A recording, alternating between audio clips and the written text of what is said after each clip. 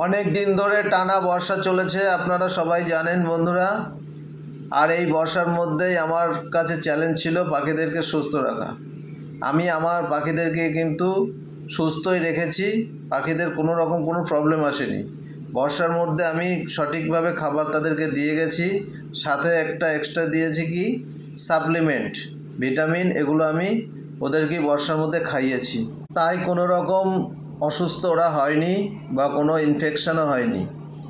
পাখিগুলো অনেক সুস্থ আছে। এই যে টোনা আর ওপরে আছে এই যে টুনি, এরা কিন্তু এখনও ব্রিডিং করেনি। লাস্ট ব্রিডিং করেছে প্রায় 1 বছর হয়ে গেছে। আর পাইনঅ্যাপেল কোনো 4টে ডিম পেড়েছিল, তাদের ডিম কিন্তু সব নষ্ট হয়ে গেছে, আমি আগের ভিডিওয়ে দেখিয়েছি। টোনা টুনিকে কিন্তু আমি অন্য খাঁচায় শিফট করে দিয়েছি, যেখানে ওদের বাচ্চাগুলো রাখা ছিল সেই খাঁচাতেই ওদেরকে আমি শিফট করিয়েছি। আর ওদের এই হাঁড়িটা বলেছিলাম যে মুখটা বড় করতে হবে, তা মুখটাও আমি কেটে চৌকো করে কেটে দিয়েছি, বড় হয়েছে। এদেরকে এই উপরের খাঁচায় আমি শিফট করেছি, অনেক দিন হয়েছে, কিন্তু আমি ভিডিও করতে পারিনি বিভিন্ন কারণের জন্য। আর ব্যাকগ্রাউন্ডে দেখুন একটা পর্দাও লাগিয়ে দিয়েছি, যাতে বাইরে কিছু দেখে ওরা ভয় না পায়। আমার মনে হচ্ছে ভয় পাচ্ছে, যে কারণে ওরা ব্রিডিং করছে না। আর এই যে ব্ল্যাক অ্যান্ড হোয়াইটের একটা পেয়ার ছিল, এরাও ব্রিডিং করেছে, এদেরও বাচ্চা হয়েছে, কিন্তু এরাও কিন্তু তারপর থেকে আর ব্রিডিং করেনি।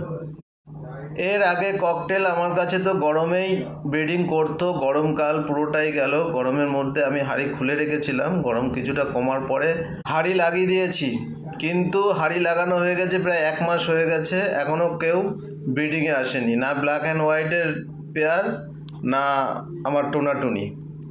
আর ওদের বাচ্চাগুলো কিন্তু এই খাঁচাতে রেখেছি। এখানে একটা বড় খাঁচা ছিল যেখানে টোনাটুনি ছিল, ওই খাঁচাটা আমি এখান থেকে সরিয়ে দিয়েছি, কারণ সাইজ অনেক বড় ছিল, এখানে জায়গাটা একটু ছোট, তাই সেই খাঁচাটা ছড়িয়ে এখানে একটা সঠিক মাপের খাঁচা লাগিয়েছি, এবং সেই খাঁচাতেই ওদের বাচ্চাদেরকে আমি রেখেছি।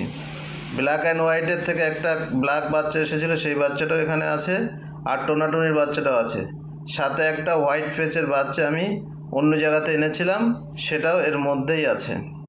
এখানে যে বড় খাঁচাটা ছিল সেই খাঁচাটা আমি সরিয়ে দিয়েছি, কারণ আপনারা জানেন আমি বাড়িতে একটা ইনকিউবেটর বানিয়েছিলাম, সেখানে মুরগির ডিম দিয়ে কিছু বাচ্চা আমি ফুটিয়েছিলাম, সেই বাচ্চাদেরকে আমি ওই খাঁচাতে রেখেই বড় করেছি। এখন যথেষ্ট বড় হয়ে গেছে, যদিও আমি আজকে এই ভিডিওতে তাদেরকে আমি দেখাচ্ছি না, পরবর্তী ভিডিওতে আমি দেখাবো।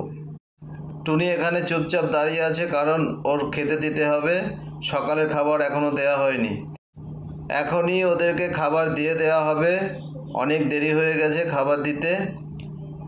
আর খাবার দেওয়ার পর কিছু খেয়ে নেয়, অল্প অল্প কিছু খায় টোনাটুনি, খাওয়ার সাথে সাথে ওরা হাঁড়ির মধ্যে সময় কাটায়, সারাদিন হাঁড়িতেই থাকে ম্যাক্সিমাম সময়, তারপরে ওরা ব্রিডিংয়ে আসছে না। আর পাইনঅ্যাপেল কোনুরের যে 4টে ডিম ছিল, সেটা তো একটা ফার্টাইল হয়নি, সব কটা ডিম নষ্ট হয়ে গেছে, আপনারা হয়তো জানেন। কিন্তু ওই 4টে ডিম পাড়ার পরে আবার ওরা 2টো ডিম পেড়েছিল, সেই 2টো ডিমও নষ্ট হয়ে গেছে, ফেলে দিয়েছি। আমি ভিডিও করে আপনাদেরকে দেখাতে পারিনি বিভিন্ন কারণের জন্য, অনেক দিন পরেই আমি এই ভিডিওটা আবার নিয়ে এসেছি। তো পাইনঅ্যাপেল কোনুর এরাও কন্টিনিউ মেটিং করছে, আবার হয়তো ডিম দেবে, ডিম দিলে আপনারা জানতে পারবেন, দেখতেও পারবেন। আমার পাখির ভিডিও আপনাদের যদি ভালো লাগে এবং ভিডিও দেখার জন্য, পাখির আপডেট দেখার জন্য চ্যানেলটা সাবস্ক্রাইব করে সাথে থাকবেন, আর কমেন্ট করে জানাবেন ভিডিও কেমন হয়েছে। আজকের ভিডিওটা আর বেশি বড় করব না, এখানেই শেষ করব। পাখিদেরকে আমি সকালে এখনই খেতে দেব, কারণ খাবার দিতে অনেক লেট হয়েছে, খাওয়ার জন্য সবাই খাঁচার সামনে চলে এসেছে। এই যে দেখুন বন্ধুরা, এই সেটআপটা আমি এইভাবে সেট করেছি, সামনে যে খাঁচাটা ছোট করে দিয়েছি, কারণ এখানে একটা বড় খাঁচা ছিল, আর ওই খাঁচাতেই আমার টোনাটুনিকে আমি রেখেছিলাম, এবং খাঁচাতে ওরা ভালোই ব্রিডিং করছিল। তো ওই খাঁচাতে থাকা অবস্থায় ওরা ব্রিডিং বন্ধ করেছিল, তারপরে আমি এগুলো চেঞ্জ করেছি। আর মনে হচ্ছে ব্ল্যাক অ্যান্ড হোয়াইটের যে পেয়ারটা আমার আছে, ওই পেয়ারটা খুব তাড়াতাড়ি ডিম দেবে, কারণ ওদেরকে আমি মিটিং করতে দেখছি।